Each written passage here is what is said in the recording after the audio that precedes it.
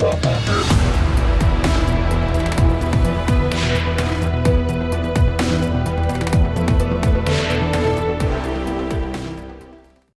entretiens des patriotes, bonjour à tous. Prisca Superstar. Elle délire, puis elle accuse de fake news ses collègues du gouvernement, de Bruno Le Maire à Gabriel Attal. Une championne toute catégorie. Avant de répondre à cette question et traiter de nombreux sujets d'actualité, vous connaissez le rituel sur cette chaîne. Je commence toujours mon entretien par remercier ceux qui m'ont permis de le faire, car ils m'ont financé à l'aide des merci rémunérateurs. Et aujourd'hui sont à l'honneur, comme toujours, des fidèles parmi les fidèles, Thierry Libre, Yann Hervé, Philippe Bohen et Nicolas Straub. Merci à eux du fond du cœur. Et puis je tenais à vous remercier, vous êtes formidables, vous aidez la réinformation et vous savez comment faire. Levez le petit pouce, écrire de gentils messages et diffuser sur d'autres réseaux sociaux. Ah, Prisca Superstar, elle nous en a fait une bonne, tiens. Sécurité renforcée pendant le week-end de Pâques. Nous avons pu mettre un arrêt à une tentative de passage à l'acte. Assure Prisca Thévenot. Mais c'est une nouvelle tout à fait exceptionnelle. Qui se cache derrière ce nous ?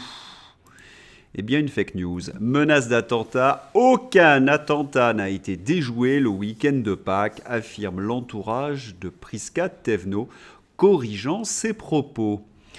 Et oui, le gouvernement, ce sont les premiers pourvoyeurs de fake news. Et après, c'est la faute au réseau. Pourquoi le gouvernement en est-il à inventer des succès ? C'est parce que les Français, justement, reprochent à Darmanin, à Gabriel Attal, à Emmanuel Macron leur inaction en matière d'insécurité. Et ils en sont là, donc comme ils sont impuissants, eh bien, ils deviennent menteurs. Il est vrai que le sondage que je vous ai présenté hier était sans appel. Au moins 56% des Français ont été victimes d'agressions ou de vols. Et comme toujours, on peut se poser la question, mais que fait la justice ? Eh bien la justice, elle est peut-être pas dans le camp où on l'attendait. Mafia corse, la juge Hélène Gerhartz, proche d'Éric Dupond-Moretti, arrêtée par la police anticorruption. Oui, une proche du ministre de l'Injustice, Dupond-Moretti, et elle est placée en garde à vue. Un véritable scandale. La juge Hélène Gerhartz, au cœur d'une enquête sur des soupçons d'infiltration de la mafia corse et de possibles détournements de fonds publics, a été placée en garde à vue. Une affaire explosive au vu de ses liens anciens avec l'actuel ministre de l'Injustice. Ça a été découvert par Mediapart. De mémoire de magistrat, c'est probablement l'enquête la plus sensible que la justice ait eu à mener sur elle-même depuis des années. Imaginez cette ancienne juge d'instruction en Corse et aujourd'hui en poste à la cour d'appel d'Agen. Est-ce que cette nouvelle nous étonne ? Eh bien non, vous savez que Dupond-Moretti, c'est l'avocat plébiscité par le grand banditisme et par les détenus des prisons françaises.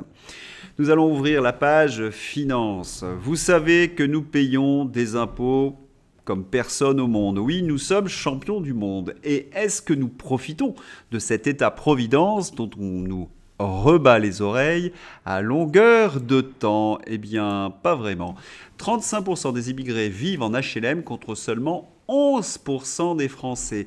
Un rapport de Fondapol révèle une surreprésentation des étrangers dans l'attribution des HLM, tandis que les plus modestes n'y ont pas accès. Les nôtres avant les autres, dit Gilbert Collard. Dans le détail, cela donne, ce logement social sert à absorber l'invasion migratoire. 57% des étrangers descendants d'étrangers d'Afrique sahélienne y résident, alors que seuls 11% des Français non immigrés en bénéficient. Pour un coût de plusieurs dizaines de milliards. Le modèle HLM, il coûte une fortune aux contribuables, 34 milliards par an.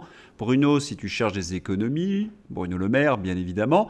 Et cela diffuse les violences urbaines partout en France et sert à loger des immigrés. Et c'est le préfet Michel Audouin qui le dit. C'est une véritable faillite du modèle donc HLM français. Il faut en effet rappeler que nos étudiants, nos enfants ont un mal fou à se loger, que de nombreuses familles françaises modestes ne trouvent pas de logement. Et que fait-on? On dépense des milliards pour accueillir, comme le disait Michel Rocard en son temps, toute la misère du monde. Un véritable scandale. Nous allons donc continuer cette rubrique rançonnage. Gabriel Attal. L'idée de Gabriel Attal, j'en ai parlé hier. Le Premier ministre Gabriel Attal a annoncé sa volonté de mettre en place ici au mois de juin des propositions pour une taxation des rentes afin de désendetter le pays. Les détenteurs d'assurance vie ou de livret A pourraient être taxés. On a posé la question aux lecteurs du Figaro, ils ne sont pas très chauds. Êtes-vous favorable à une taxation des rentes comme le suggère Gabriel Attal? Parce qu'il s'agit du livret A. Le livret A, c'est l'épargne populaire. Et déjà, les détenteurs de livret A se font rançonner par Bruno Le Maire et l'État français. Le 13 juillet dernier, le ministre de l'économie Bruno Le Maire avait annoncé que le taux du célèbre livret rouge serait bloqué à 3% jusqu'au 1er février 2025. Or, selon la formule de calcul basée en partie sur l'évolution de la moyenne de l'inflation, hors tabac sur les 6 derniers mois, la rémunération du livret A aurait dû passer à 4,10%. Autrement dit, l'État a volé plus de 4 milliards aux petits épargnants qui possèdent un livret A. La situation résumée par Charles-Henri Gallois. Le livret A serait une rente alors qu'il a un rendement inférieur au taux d'inflation depuis 3 ans. Et oui, c'est 4 milliards que l'État a mis dans sa poche. Du vol en bande organisée. Ce qui fait que la proposition de Gabriel Attal a suscité une véritable colère chez les spécialistes. Prisca Thévenot sort les rames. Une clarification s'impose. Minute anti-fake news. Celle qui nous avait déjà dit une fake news en début de journal. Non, nous n'augmenterons pas les impôts. Non, nous ne toucherons pas aux APL. Non, il ne sera pas question de toucher à l'assurance vie ou au livret A. Et là, j'avoue que c'est énorme. Oui, c'est énorme. Prisca Thévenot qualifie de fake news les propos qui ont été tenus par Bruno Le Maire ou par Gabriel Attal. Qui a proposé de taxer les rentes, donc le livret A? C'est Gabriel Attal. Et Prisca Thévenot dit « Ah non, non, c'est une fake news » maintenant qu'elle a vu les sondages, en tout cas que le gouvernement a vu les sondages et que ces mesures sont impopulaires. Et oui, c'est du vol en bande organisée. Incapables d'assumer leurs paroles et leurs actes. Un petit peu comme Valérie Hayé. Mais Valérie Hayé, on se demande si elle n'est pas sincère. Et c'est là où peut-être que le bas blesse. C'est en renforçant l'Europe qu'on protège les Français. J'en suis convaincu, c'est pour ça que je suis là. Ça y est, j'ai compris. Le challenge d'Emmanuel Macron, c'était de prendre une tête de liste encore plus bécasse que Nathalie Loiseau. Pas de problème, c'est gagné, c'en est même terrifiant. Et Valérie Hayé nous explique que l'Europe nous a protégés, notamment pendant la période de la pandémie. Guillaume Bigot remet les pendules à l'heure. On l'écoute. Alors vous avez complètement raison. Madame von der Leyen, elle bénéficie, comme tout un chacun, de la présomption d'innocence. C'est pas le sujet. Mais on peut se dire que même si Madame von der Leyen est totalement innocente à l'arrivée, même si elle n'a rien à se reprocher, de toute façon, ce qu'on apprend au travers de cette affaire est très intéressant parce qu'on comprend que tout le narratif qu'on nous a servi pour justifier l'Union européenne, ce kidnapping démocratique permanent, c'est-à-dire que sans l'Union européenne, on n'aurait pas eu de vaccins, on ne les aurait pas eu à temps, on n'en aurait pas eu suffisamment, on les aurait payés beaucoup plus cher, etc. Tout ça se déballonne intégralement, ça fait pchit. Par exemple, on aurait eu des vaccins, on a eu des vaccins plus vite grâce à l'Union européenne. Assez intéressant, parce qu'en décembre 2020, entre décembre et janvier, disons, pour être honnête, les États-Unis d'Amérique, la Grande-Bretagne, Israël, mais aussi les Émirats arabes unis, mais aussi Singapour, tous ces gens-là, ils commencent des campagnes de vaccination pour la population générale. Tout de suite. Et ce n'est que 6 mois plus tard, en France notamment, et dans l'Union européenne, avec là encore une excuse qui est de dire oui, mais on veut privilégier certains par rapport à d'autres. Non, c'est juste qu'on n'avait pas les doses, tout simplement. Donc c'est déjà un premier mensonge. Deuxième mensonge, oui, mais on les a eu moins chers grâce à l'Union européenne. Comme on a acheté ensemble, on a eu un prix de gros, si vous voulez, pour faire simple. Et donc, on a dit au début, regardez, aux États-Unis, ils payent leur dose 16 € Pfizer, leur dose Pfizer 16 € en taux de change de l'époque. Et nous, on va les payer 12 €. Ah oui, sauf qu'on ne les a même pas payés 16 € en fait. Non seulement on ne les a pas payés 12, on ne les a pas payés 16, on a fini par les payer 19,50 €. Donc en fait, grâce à l'Union européenne, beaucoup plus cher. Donc en fait, tout est faux de ce qu'on nous raconte. Alors pas tout, non. Parce qu'en effet, on les a eu les doses. Alors ça c'est sûr. Et on a passé commande de 4 milliards de doses, record mondial, 4 milliards de doses, soit 10 doses par Européen. Ah donc on y a été, on a chargé la dose, ça fait plaisir à mon ami Marc, je le vois sourire. Et on a des doses, c'est ça qui est fantastique, merci Madame von der Leyen, jusqu'en 2027. Alors, il n'y a plus de Covid, mais on a toujours les doses. Ça, c'est intéressant. Alors évidemment, c'est un gâchis monumental. On a déjà 215 millions de doses qui sont inutilisables, pour un montant, c'est une bagatelle, 4 milliards, c'est pas bien grave. Merci Madame von der Leyen. Et alors, il y a des pays qui, quand même, sont un peu rebellés. Ils sont encore des démocraties. La Hongrie, la Pologne, ces gens-là disent, mais attendez, nous, on refuse de payer ces doses. Ça suffit, il n'y a plus de Covid. Et là, Pfizer les attaque, évidemment, pour les faire cracher au bassinet. Donc c'est je pense que c'est une parabole très intéressante de ce qu'est l'Union européenne, une machine d'aplaventrisme face au grand capital. Pour résumer ce que vient dire de Guillaume Bigot, rien de tel qu'une affiche de génération Frexit. Maastricht, 30 ans de déclassement. Pour revenir sur les propos de Guillaume Bigot, il faut savoir que Pustula a négocié avec Bébert du Big Pharma sans en avoir le mandat. C'est un véritable coup de force. C'est aussi cela qui devra être jugé. Sur TMP, on a abordé les effets secondaires et nous avons assisté à des retournements de veste quasi incroyables. Et oui, la vérité arrive. Et pour quelle raison ?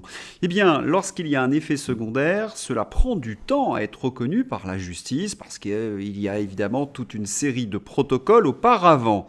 2 ans, 2 ans et demi. Le temps des révélations arrive et donc certains, face à la réalité, préfèrent fuir. Je pense que certains vont passer de très mauvais moments dans les mois qui viennent. Et notamment tous ces pseudo-journalistes qui se disent fact-checkers. Ah, ils n'ont pas apprécié la vidéo que je vous ai présentée hier de Nicolas Dupont-Aignan, comme David Medioni, un camarade de Rudi Reichstadt.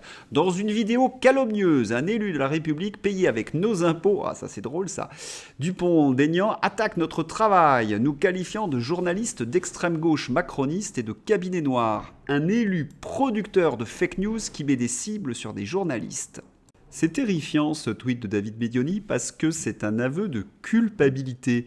Dans une vidéo calomnieuse, un élu de la République payé avec nos impôts. C'est normal qu'un élu de la République soit payé avec nos impôts. C'est clair, c'est transparent. Mais que Conspiracy Watch affirme qu'il ne reçoit pas d'argent public alors qu'il en reçoit du gouvernement, ça c'est un mensonge, David Medioni. Vous n'êtes pas très factuel. Attaque notre travail, évidemment, vous n'avez cessé de mentir pendant la période de la pandémie. Nous qualifiant de journalistes d'extrême gauche, macronistes et de cabinet noir. Vous avez reçu de l'argent de l'État, il y a une commission d'élus qui l'ont prouvé. Comment pouvez-vous vomir ainsi justement sur un député ? Cela s'appelle de la diffamation. J'espère que vous serez punis. Et lorsqu'on écrit de telles choses, eh bien, on n'est pas véritablement un journaliste. On est vraiment ce qu'a dit Nicolas Dupont-Aignan. Et Raphaël Enthoven, puisqu'il était cité dans la vidéo de Nicolas Dupont-Aignan. Dupont-Aignan présente l'indispensable site de notre ami Rudi Reichstadt, la bête noire des complotistes, comme un cabinet noir d'Emmanuel Macron, une organisation politique d'extrême gauche macroniste dont les séides seraient regroupés dans francs-tireurs qui touchent des fonds publics pour combattre les adversaires du président. Tout est délirant et pourtant Nicolas Dupont-Aignan a raison sur un point. Rudi Reichstadt est un merveilleux franc-tireur dont le travail a toute sa place dans un journal qui préfère la vérité qui dérange aux illusions qui réconfortent. Ah, franc-tireur, des véritables résistants. Avec de tels résistants, entre 1940 et 1944, ils vous auraient fait manger du strudel à la cantine. Bien sûr, Raphaël Enthoven ne répond pas sur le fond. Il y a eu une commission qui a bien montré les liens entre Rudi Reichstadt et le gouvernement. Quant au torchon animé par Raphaël Enthoven, que des belles plumes, Caroline Fourest, Christophe Barbier, Rudi Reichstadt. Des gens qui passent leur temps à défendre le gouvernement en propageant leurs narratifs les plus ridicules. Là encore, le tweet de Raphaël Enthoven, c'est un aveu de culpabilité. Allez, on se fait plaisir avec Vérity France. Est-ce un outrage envers un élu de la République de la part de ce journaliste subventionné qui traite d'élus producteurs de fausses informations ? La nouvelle loi sur l'outrage va permettre de le savoir devant les tribunaux. Oh, il n'y avait même pas besoin de loi sur l'outrage, c'est ni plus ni moins de la diffamation.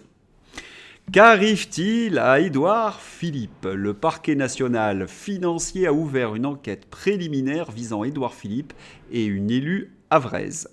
Selon nos informations, celles du Monde, des perquisitions ont été menées mercredi 3 avril à l'hôtel de ville du Havre et au siège de la communauté urbaine dans le cadre d'une enquête pour prise illégale d'intérêt, détournement de fonds publics, favoritisme et harcèlement moral. Pour mémoire, Édouard Philippe avait déjà déclaré sa volonté de se présenter à l'élection présidentielle de 2027.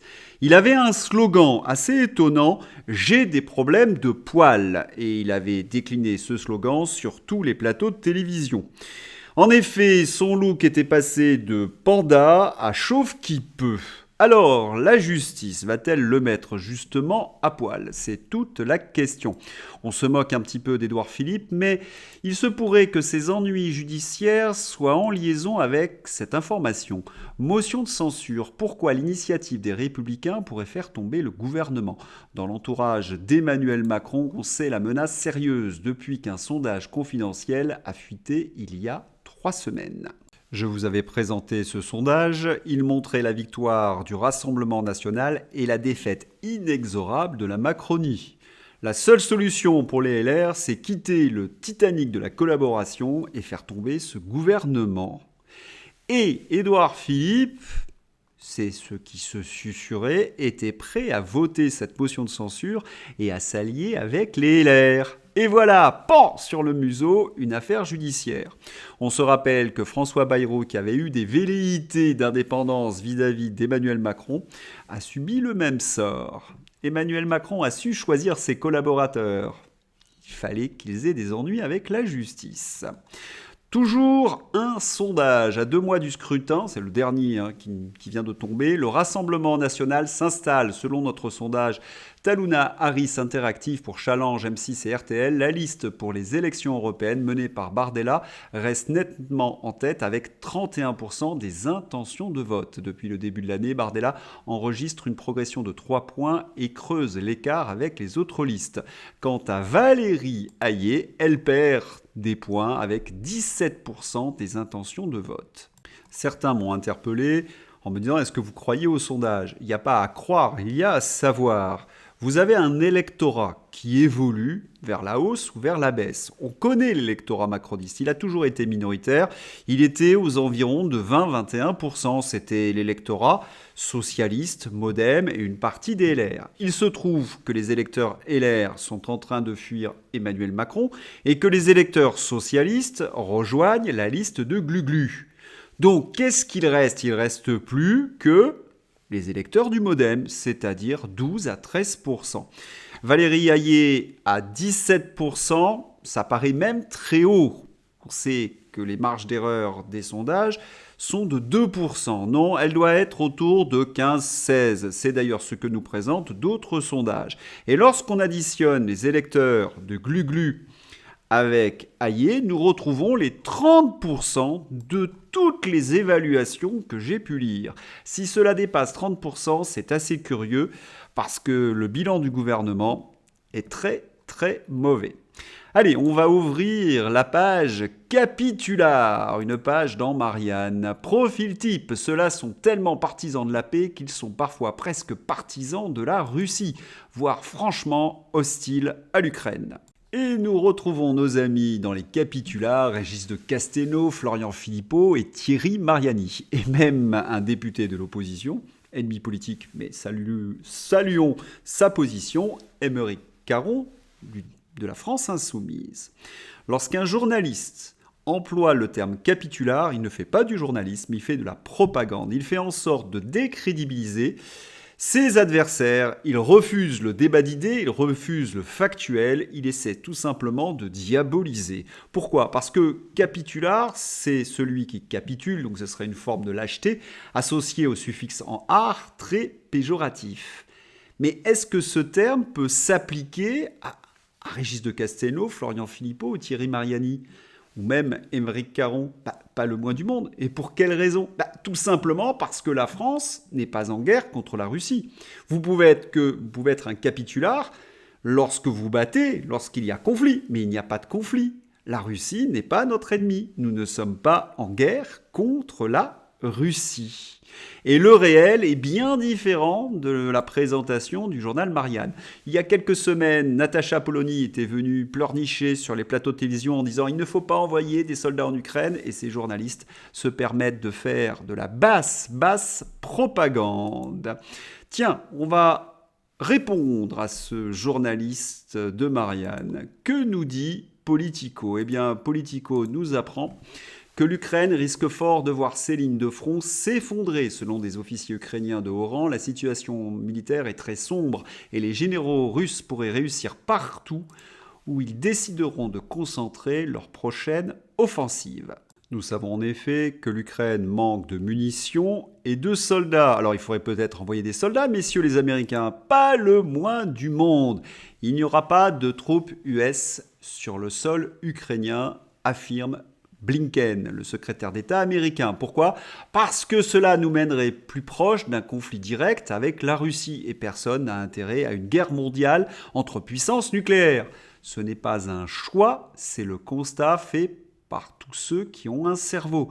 Et nous savons que les Américains sont en train d'abandonner plus ou moins l'Ukraine.